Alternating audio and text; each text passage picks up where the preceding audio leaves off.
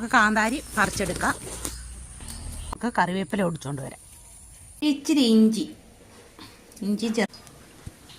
ഉലുവ പൊട്ടിക്കാം. ഉലുവ മൂത്ത് വന്നപ്പോഴത്തേക്ക് കടുക് ഉലുവ പൊട്ടി വന്നു.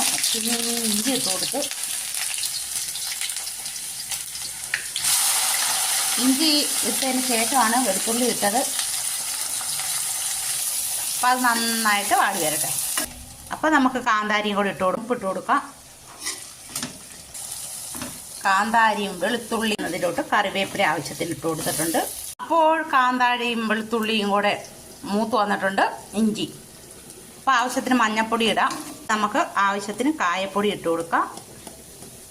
നന്നായിട്ട് ഇളക്കി കൊടുക്കാം. ഉലുവപ്പൊടി ഇട്ട് ഞാൻ ഇനിയും കൂടെ ഒഴിച്ചു കൊടുക്കാം.